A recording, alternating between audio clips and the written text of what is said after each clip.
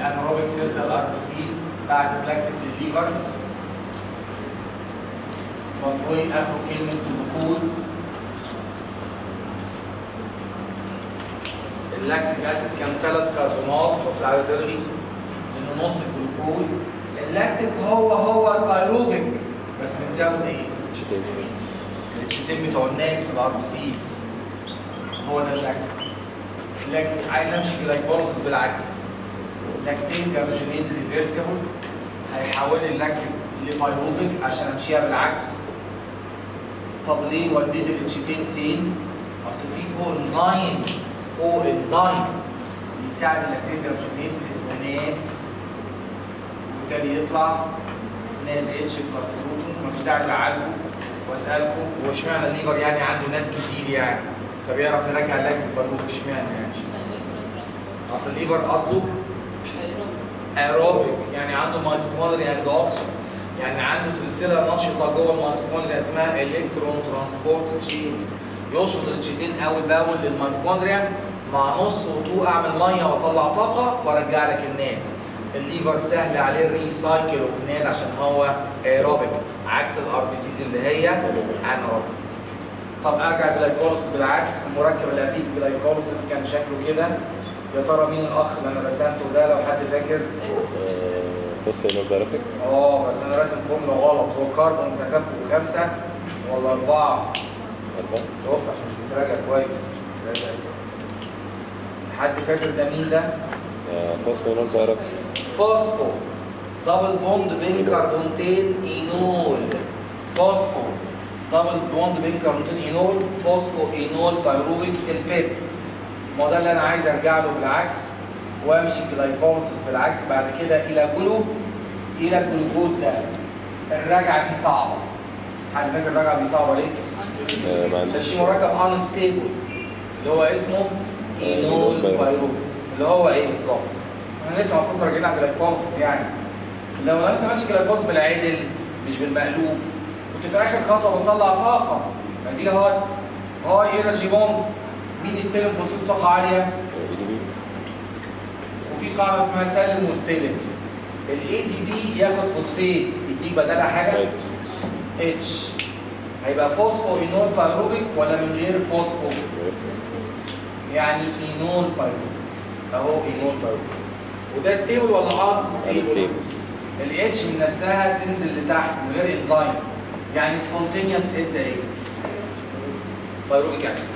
فعشان كده مش هقدر اكمل البيب لان في مركب انستيبل. كل ما اروح يرجع تاني يبقى الرجعه دي صعبه ومش هتفلح. مش عشان الانزيم irreversible. ده الليفر عنده انزيمز مخصوصه ترجعكم الخطوات ريفيرسبل. مش عشان ده irreversible علشان ده unstable وبيرجع لبايروفيك كل شويه. لفينا لفه وصلنا بيها للبيب برضه. ايه بقى اللفه اللي لفيناها وصلنا للبيب برضه؟ دخلنا الميتوكوندريا. بس الاول تقولي ان البايروفيك دخل الميتوكوندريا وكده اصبح الجلوكونيوجينيسيس جزء في السيتوبلازم وجزء في الميتوكوندريا. هي بتقول انا هحوله لاوكسالو اسيتيت. اصل فعلا في انزيم لو الاوكسالو اسيتيت ده خرجته بره للسيتوبلازم في انزيم ممكن يحول لك الاوكسالو اسيتيت الى البيب فتقدر تمشي بالجلايكوليسيس بالعكس بعد كده الى الجلوكوز. طب ازاي ده يبقى اوكسالو اسيتيت؟ قلناها المره اللي فاتت. البايروفيك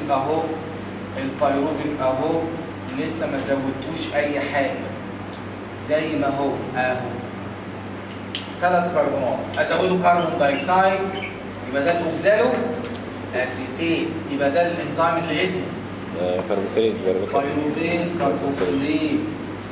والكربوكس اهو بايروفيت كاربوكسيليز. والكربوكسيليز اللي بيزود كربون دايوكسيد هو ده اللي بيحتاج بايوتين. مش دي كاربوكسيليز بايتون ده ثانيه واحده. يبقى ده هيبقى ريجيلاتوري. اول واحد ريجيلاتوري جلوكوجينز لانه ايرفيرسبل بيطلع حراره.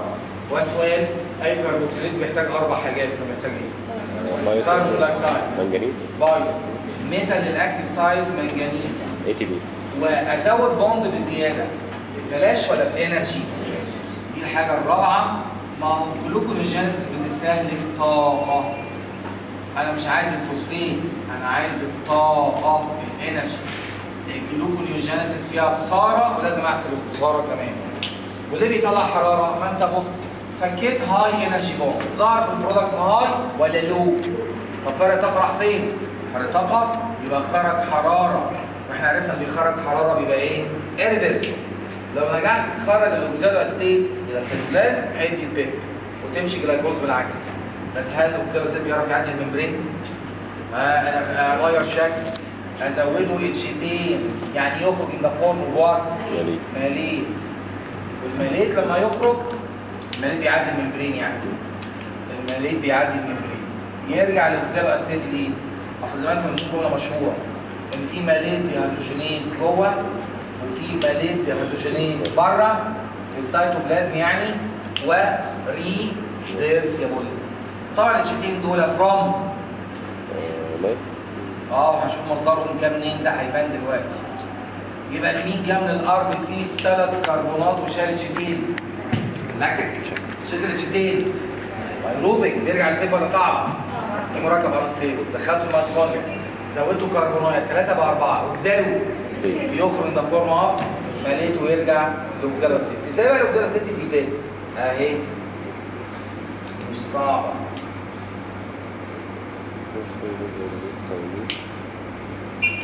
اوكزالو اسيتيت الى البيب، ادي رمز الاوكزالو اسيتيت.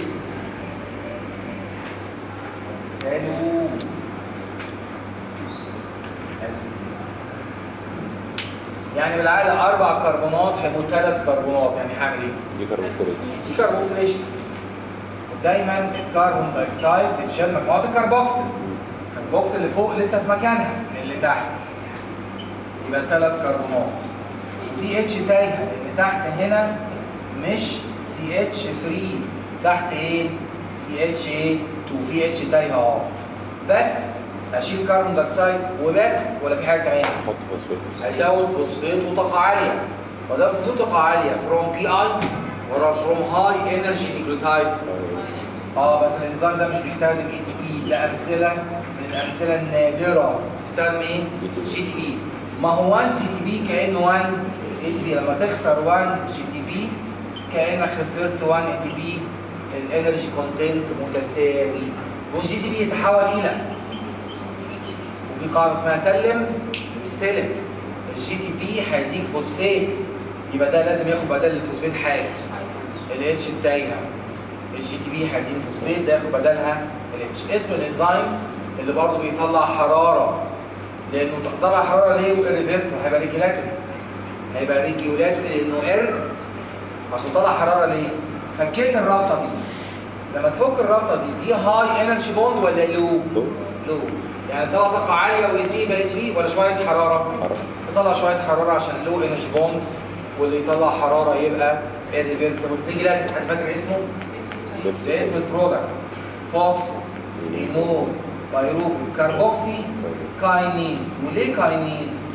ما انت جبت الفوسفيت وطاقه عاليه فروم جي تي بي. انت جبت فوسفيت وطاقه عاليه فروم ايه؟ جي تي بي، عشان كده كلمه كاينيز. واول التو ريجولاتوري ستيبس اهم، بايروفيك كاربوكسيليز ريجولاتوري، والبيبسي كاينيز برضه ريجولاتوري. هرجع من البيب كل جلايكوليسيس بالعكس الى جلوكوز. ارجع من البيب كل جلايكوليسيس بالعكس الى جلوكوز. هل كل الخطوات ريفيرسبل؟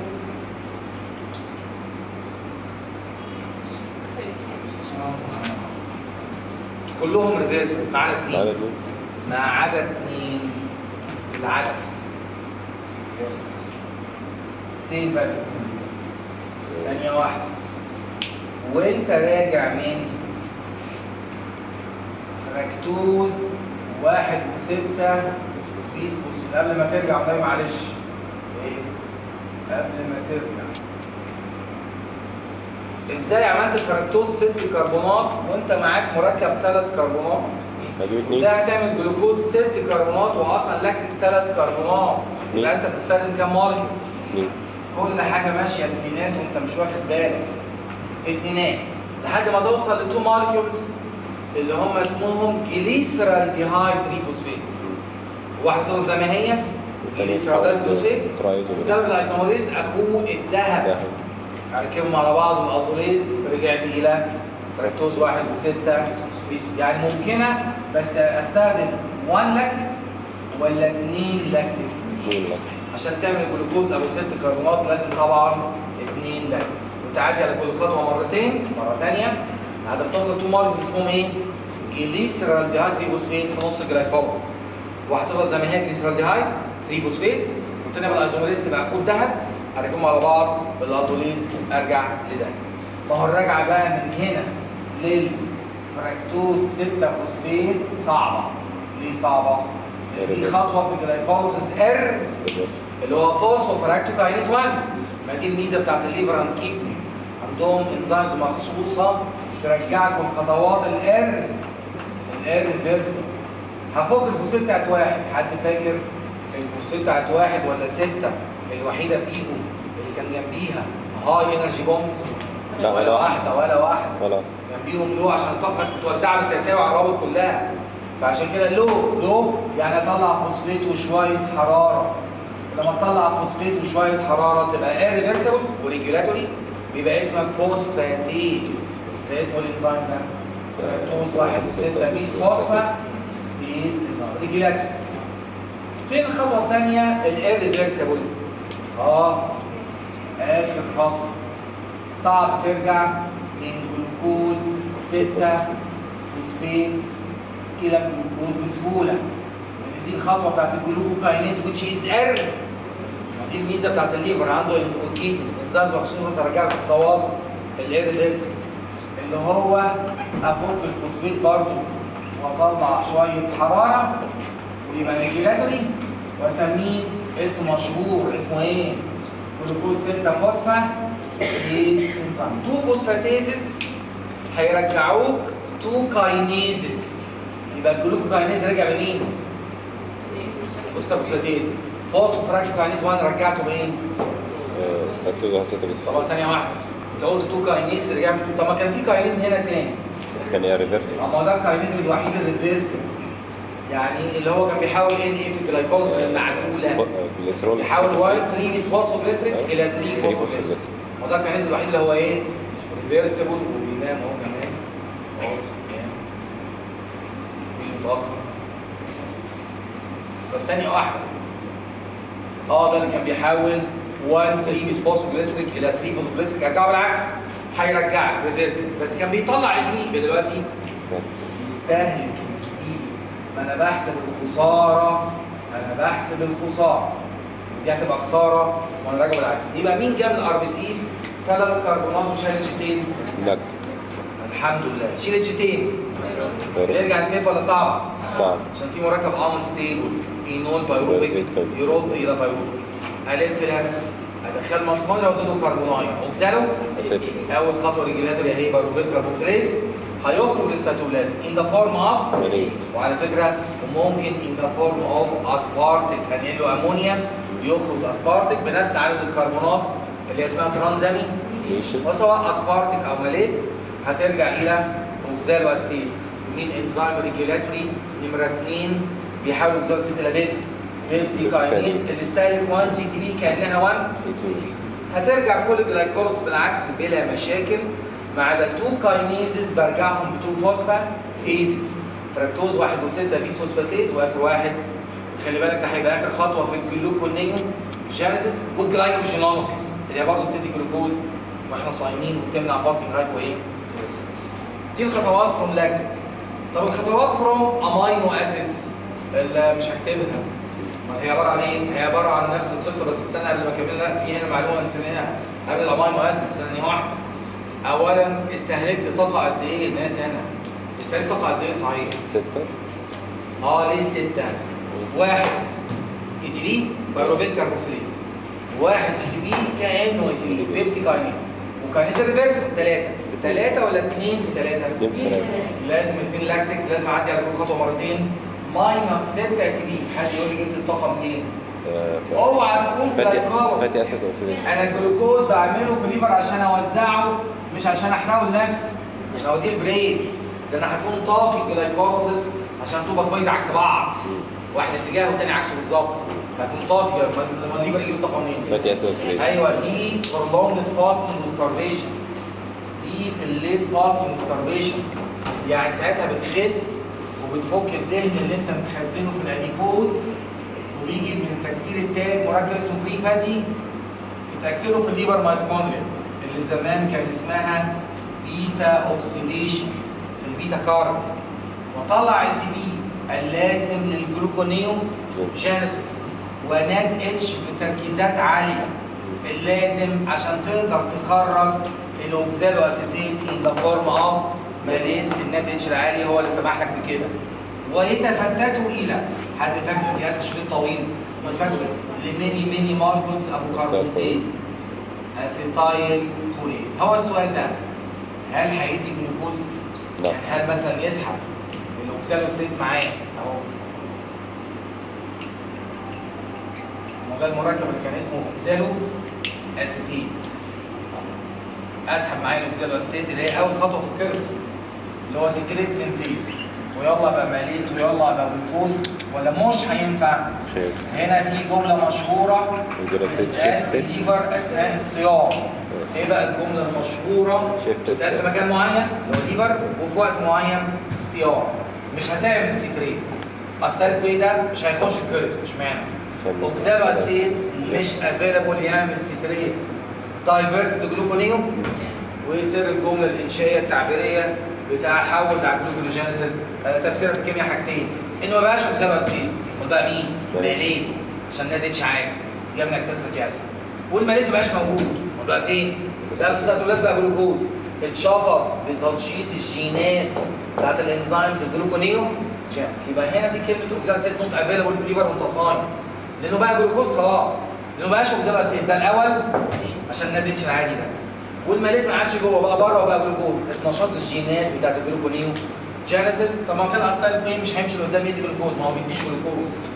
طب مش ممكن يرجع للبايروفيك فيدي جلوكوز؟ الاستايل كوين ما بيرجعش للبايروفيك، البي دي اتش اس ار ريفرسال. طب الاستايل كوين له مصدر اهو والفيد بتاعه ولا نافع لقدام، ما ينفعش يدي سيتريت من غير اوكزالو اسيتيت، ولا بيرجع لورا يتراكم. الليفر هيعمل ايه؟ كيتون بوكس. هيوزعوا عليكم في صوره اخرى بتعدي اي ممبرين، ايفن تعدي بلاد برين. مصدر اخر للطاقه اسمه ايه؟ زي ما بيوزع جلوكوز يوزع حاجه اسمها كيتون بوكس. يبقى اذا كربونات الفاتي اسيد اللي هي دي مش هتدي جلوكوز، هتدي كيتون بوكس. فالفاتي اسيد مصدر ضعيف للجلوكوز، لكن مصدر مهم للطاقه اللازمه للجلوكونيو جينيسيس. كربونات الفاتي اسيد نفسها اهي مش هتبقى جلوكوز، هتبقى كيتون بوكس، مصدر طاقه برضه بس مش جلوكوز. ما الفاتي اسيد مصدر مهم ليه؟ للطاقه اللازمه للجلوكونيو. كان زمان عندي مرض في الليبيد اللي هو ديفيشنسي بتاع الكارير اللي بيدخل الفاتي اسيد في الميتوكوندريا. بالنسبه للكارير اللي في الشطر بتاع الليبيد ده فاتي اسيد ميتوكوندريا كارنيتين ديفيشنسي. ما اعرفش اكس فاتي اسيد في العضلات لفاتيج وكرامبات وكونجستيف هارت فيلير. وما اعرفش اكس فاتي اسيد في الليفر وانا صايم ما اجيبش الطاقه اللازمه للجلوكونيو. فاستنج هايبوغلايسيميا كارنيتين ديفيشنسي في الشطر بتاع الليبيد. مش كده برضه؟ مش كده؟ طيب امال جلوكوجينيس فروم امينو اسيد يكفي اكون حافظ مين جلوكوجينيك امينو اسيد يعني يدي جلوكوز، ومين كيتوجينيك ومين ميكسد. وكانت فيها طريقه للحفظ اللي هو مين بيور كيتوجينيك يدوا كيتون بودز بس بعد خلع الامونيوم يدوا استار كيتون بودز بس ال وال لايزين لايزين لايزين البيزك واللايزين الطويل برانش ال. طب مين الخمسه الميكسد اللي بعد خلع الامونيوم كاربون سكيلتون ضخم ينفع يدي جلوكوز زائد كيتون بودز اللي اديلهم ضخم؟ 3 اروماتيك الاول فينايل الين تايروزين تريبتوفان واي تي ايزوليوسين وثريونين. يبقى الاثنين بيور كيتوجينيك ال وال ليوسين لايزين. الخمسه الميكسد 3 اروماتيك فينايل تايروزين تريبتوفان واي تي، والباقيين يبقوا جلوكوجينيك امينو. بس كانوا بيدوا جلوكوز ازاي؟ باستخدام حته من الكيرب سايكل. ازاي يعني؟ يعني مثلا جلوتاميك، حد يعرف لما اخلع الامونيا من الجلوتاميك يبقى اسمه ايه؟ الفا جلوتاريك في الكيربس من غير اول خطوه، من غير سيتريت سينثيز. الفا جلوتاريك جاي من الجلوتاميك.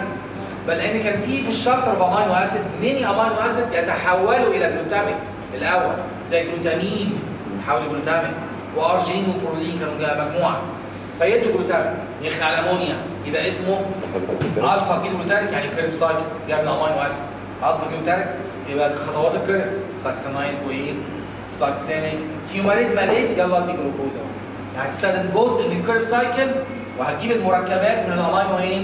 اسيدز من غير اول خطوه، من غير تكوين الستريت، من غير تكوين ايه؟ الستريت عشان الاوكسيدو اسيد نوت افيلبل. واسال سؤال، لو انت مشيت خطوات في الكريبس اللي هي بتطلع طاقه وجايب المركبات من الامينو ايه؟ لا انا افكركم كمان مش بس جلوتاميك يدي الفا كيتو جلوتاريك، وكان في امينو اسيد بخلع الامونيا بيدوا حاجه اسمها بروبيونايل كوي اللي بتتحول الى ساكسينايل كوي في الكريبس، يعني مليت جلوكوز. ومين الامينو اسيدز اللي كان اختصارهم كلمه فين طويل وبرانشد يدوا بروبيونايل كوي ثم ساكسينايل كوي، فالين ايزوليوسين اثيلين الثريونين ومعاهم الثريونين 100% فيرم وثريونين بيدوا بروبينايل كويس هم ساكسينايل كويس يعني كريبس يعني يدي جلوكوز. وكان في اروماتيك اثنين اخوات بخلع الامونيا يدوا فيوماريد فيدوا مالين جلوكوز. الاثنين اروماتيك اخوات فينايل الانين وتايروزين بيدوا فيوماريد. لازم ننشط، لازم ننرفز الناس عشان يروحوا يذاكروا. السؤال، ولما تمشي خطوات في الكريبس تطلع طاقه تقدر تحسب 6 بتاع ماينس 6 تري.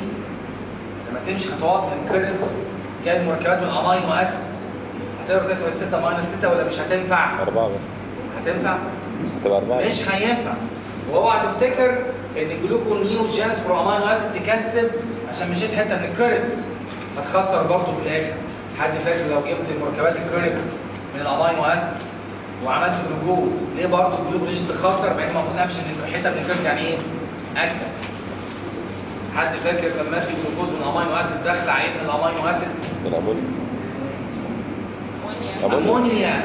والامونيا في الليفر لازم اعمل لها حاجه اسمها ديتوكسيكيشن بسايه اسمها يوريا سايكل وبتستهلك 4 اي تي بي. يوريا سايكل بتستهلك 4 اي تي بي. جلوكونيوجينس في الامينو اسيدز مكلفه فعلا، لان كل مره بخلع امونيا من امينو اسيد لازم اتخلص منها بيوريا السايكل بتستهلك ايه؟ 4 يعني عملت لك كده عملت كده بس يعمل كده.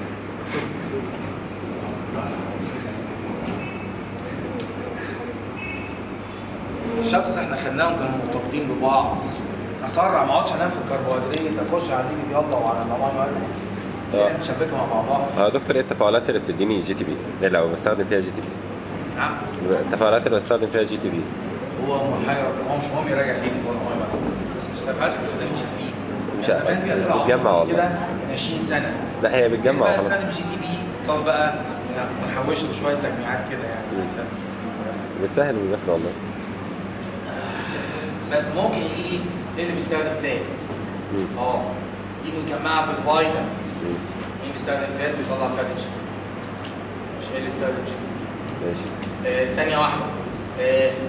ففروم امينو اسيدز بمشي حته من الكيربس من غير اول خطوه وريفيرس جلايكوز. طب جلوكونيجينز فروم ليبيدز